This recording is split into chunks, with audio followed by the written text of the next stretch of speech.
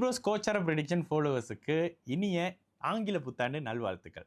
இந்த 2026ஆம் ஆண்டுல எந்த மாதிரியான கிரக பயிற்சிகள் இருக்குன்னு பார்த்தீங்கன்னா, இப்ப கிரக பயிற்சிகள் பெருசா இல்ல. சனி பயிற்சி சுத்தமா இல்லங்க. குரு பயிற்சி, குரு மிதுனத்திலிருந்து கடகத்துக்கு ஜூன் 2ஆம் தேதி 2026ல வராரு. அதே மாதிரி குரு பகவான் கடகத்திலிருந்து சிம்மத்துக்கு அதிசாரமாக அக்டோபர் 31ல வராரு. இதோட மறு வருஷம் தான். பெரிய மாற்றங்கள் எதுவும் இல்ல. ராகு கேதுக்கள் டிசம்பர் முதல் வாரத்துல மாறுறாங்க. அதனால பெரிய தாக்கங்கள இந்த வருடத்துல அவங்க குடுக்க போறதில்ல.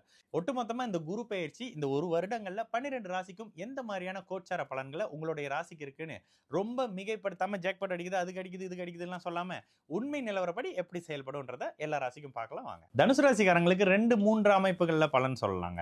2026 தொடங்குனதுல இருந்து குரு உங்களுடைய ராசிக்கு 7ஆம் இடத்துல இருந்து உங்க ராசியை பார்க்க போறாரு.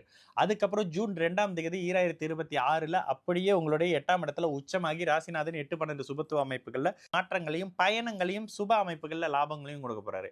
அதற்கு பிறகு அக்டோபர் 31ஆம் தேதியிலிருந்து சிம்மத்துல வந்து ராசியை பார்த்து மறுபடியும் அட்டகாசமா புனிதப்படுத்த போறாரு.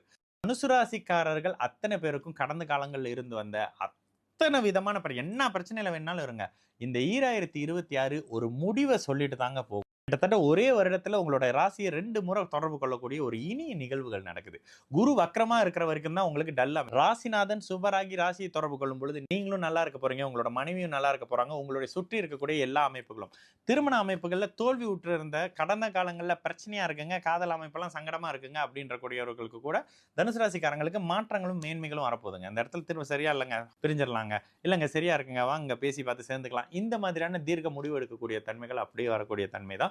8ஆம் இடம் வந்தாலே வெளிநாடு வெளி மாநில அமைப்புன்னு சொல்லுவேன். கடல் கடந்து போய் ஜீவனத்தை தேடக்கூடிய அமைப்புகள்ல வெளிநாட்டு வருமானம் வர்றது, வெளிநாடு வெளி மாநில அமைப்புகள்ல இருந்து டெண்டர் எதிர்பார்த்துக்கிட்டு இருக்கேன், அது எதிர்பார்க்கிறேன், இது பார்க்கிறேன், ஷிப்பிங் டிரான்ஸ்போர்ட் லாஜிஸ்டிக் மாதிரியான அமைப்புகள் எல்லாம் வெளிநாடுல இருந்து இம்போர்ட் பண்றது, உள்நாட்டுல இருந்து வெளியில கொண்டு போகக்கூடிய தொழில் இருக்கிறவங்களுக்குலாம் அட்டகாசமான லாபம் வரக்கூடிய வருடம் சொல்லலாம் இந்த 2026. பிற்பகுதியில் அப்படியே அவரே அக்டோபர் 31 சிம்மத்துக்கு வருவாரு. சிம்மத்துல இருந்து மறுபடியும் ராசியை பார்ப்பாரு. என்ன சிம்மம் அரசாங்கத்தோட உதவியோட எல்லா விதமான சப்போர்ட்டும் நடந்துகிட்டு இருக்கும். அரசாங்கத்து வழியில நல்ல லாபம் வரும். அரசியல்வாதியா ஆகக்கூடியவர்களுக்கு அரசாங்கத்துல இருந்து நின்னாங்க, இந்த போஸ்டிங்ல நீங்க நில்லுங்க, அந்த இடத்துல அவங்க நிக்கட்டும்ன்ற மாதிரியான அரசு பதவிகள், அரசு சார்ந்த லாபம் கிடைக்கக்கூடிய ஒரு வருடம் சொல்லலாங்க 2026.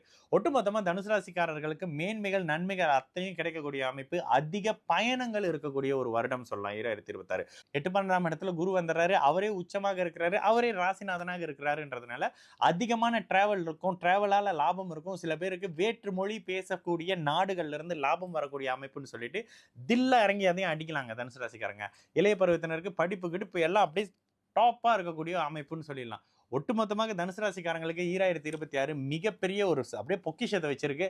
அந்த பொக்கிஷத்தை தேடி ஓடி போய் பிடிச்சுக்கிற ஒரு வருடம் அப்படின்னு சொல்லலாங்க.